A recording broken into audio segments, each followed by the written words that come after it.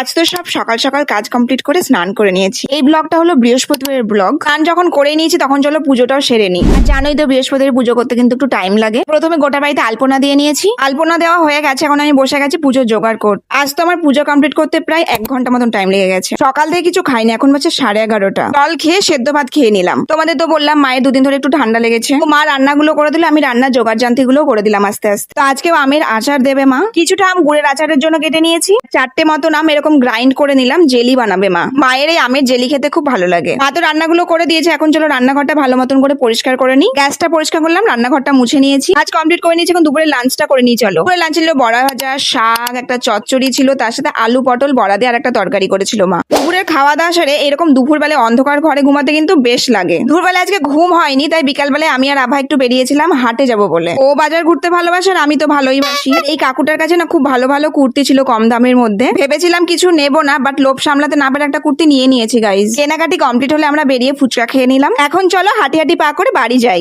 বাড়ি এসে আমার ভীষণ মন খারাপ করছিল টাকাটা খরচ করে ফেলেছি বলে। কি আর করা যাবে, কিনে নিয়েছি, এখন তো কিছু করা যাবে না। রাত্রের জন্য রুটি বানিয়ে নিয়েছে, এদিকে মা কিন্তু পায়েসও বানিয়েছিল আজকে। তো রাত্রে ডিনারে করে নিলাম রুটি আর পায়েস। তো চলো টাটা, দেখা হচ্ছে নেক্সট ব্লগে।